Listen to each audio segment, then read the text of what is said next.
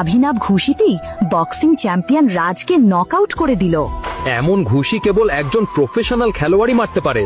এই অভিনব নিশ্চয়ই কিছু লুকিয়ে রেখেছে। অভিনব বেরিয়ে এসে ফোন তুলে নিল এবং রাখল। ঠিক আছে রাজ, চিন্তা করিস না।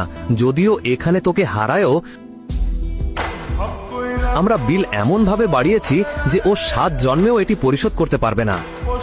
স্যার, এখানে আপনার বিল 5,40,000। কিছু না, আমাদের অভিনব স্যার এখানে আছে, উনি সবার বিল দেবেন। কিন্তু ওয়েটার অভিনবকে দেখে বিভ্রান্ত হয়ে গেল। তিনি ওর পোশাক দেখে ঠিকই বিচার করে ফেলেছিলেন। স্যার, অনুগ্রহ করে রিসেপশনে আসুন।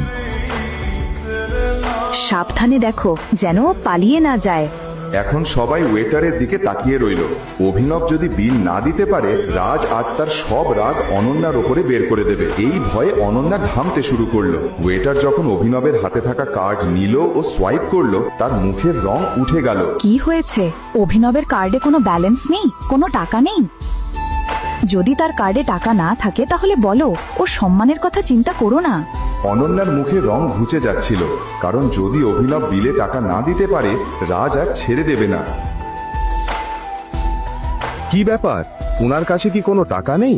ওয়েটার কিছু বলতে পারার আগেই হঠাৎ Z+ সিকিউরিটি গার্ডরা হোটেলের প্রধান দরজায় এসে উপস্থিত হলো এবং সবাই তাদের দিকে আগ্রহী হয়ে তাকালো। মনে হচ্ছে কোনো সেলিব্রিটি এসেছে। ও ঈশ্বর, ওটা মিস্টার দেখভাল, আকরাম স্যারের বস। জানো, ওদের সাথে দেখা করতে বছরের পর বছর অপেক্ষা করতে হয়। যেখানে আমি ম্যানেজার হিসাবে কাজ করি, সেই কোম্পানিতে ও বিনিয়োগ করেছে। আজ আমার যেন ভগবানের দর্শন হলো।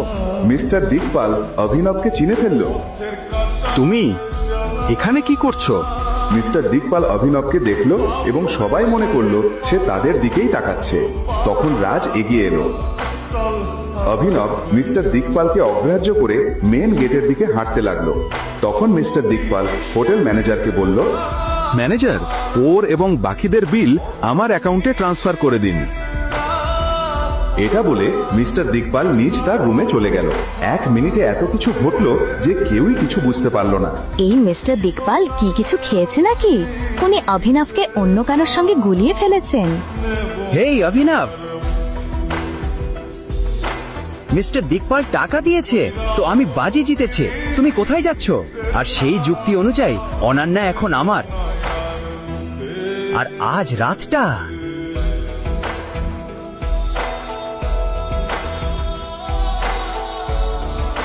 দেখো রাজ, ফোনটা দাও আমাকে। তখন রাজ অভিনবকে বক্সিং এর বদলা নেওয়ার জন্য বলল, কোন বড় সুপারস্টারের কল এটা? বারবার বাজছে। ফোনটা রিসিভ করে দেখা যাক। দেখ, তোর সব রাগ আমার ওপরে। দেখা কিন্তু ফোনটা ধরিস না। রাজ এটা চ্যালেঞ্জ হিসাবে নিয়ে ফোনটা ধরল। রাজ ফোনটা স্পিকার করে দিল এবং অন্য প্রান্ত থেকে একটা কণ্ঠ বলল, বস, আমরা আপনার লোকেশন পেয়ে গেছি। আমরা আপনাকে আনতে আসছি। কিছু গুরুত্বপূর্ণ আছে।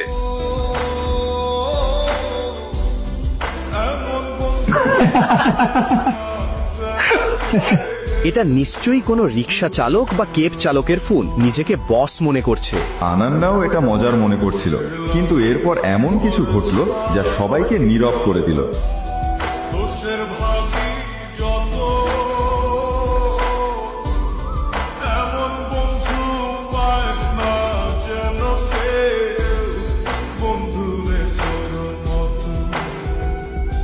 আরে, ওটা তো কোটি টাকার হেলিকপ্টার।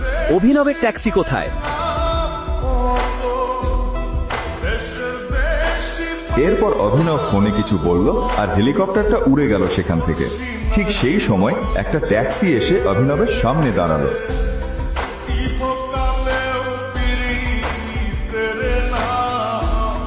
পাহাড় খুঁড়ে ইঁদুর বেরোলো। জানতাম ও এত দামি হেলিকপ্টারে চড়বে। দেখো, ও ট্যাক্সি এসে গেছে। কিন্তু দুবাই থেকে বারবার ফোন আসা, এই দামি গাড়িগুলো আর হেলিকপ্টার সবকিছু একটা এমন গোপন সত্য ফাঁস করতে চলেছে যাতে আপনার গা শিউরে উঠবে।